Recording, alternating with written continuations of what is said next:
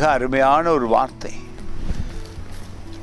இந்த நாளிலே நாங்கள் தியானிக்க போகிற இந்த வார்த்தையானது உங்களை பயிற்சிவிக்கிறது, உங்களுக்கு அதிகாரம் கொடுக்கிறது.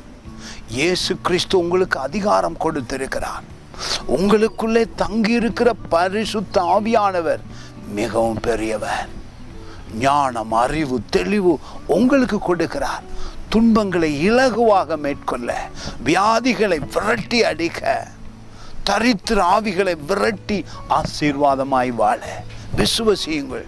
உங்களுக்கு பயிற்சியும் கொடுக்கிறார் பரிசுத்த ஆவியானவர் உங்களுக்குள்ளே. மிக அருமையான சங்கீதம் 144 சங்கீதத்திலே முதல் வசனம், என் கைகளை போருக்கும் என் விரல்களை யுத்தத்திற்கும் படிப்பிக்கிற என் கண்மலையாகிய கர்த்தருக்கு ஸ்தோத்திரம். தேவன் உங்களை பயிற்சிவிக்கிறார். அவருடைய வார்த்தை உங்களுக்கு உதவி செய்கிறது.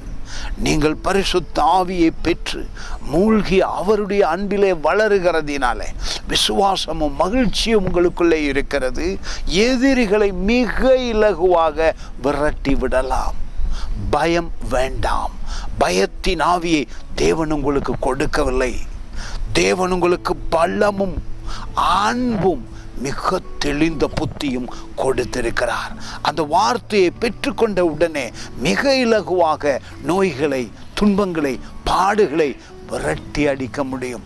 அந்த பயிற்சியை ஒவ்வொரு நாளும் தேவ ஆவியானவர் வசனங்கள் உள்ளாக உங்களுக்கு கொடுக்கிறார். God bless you.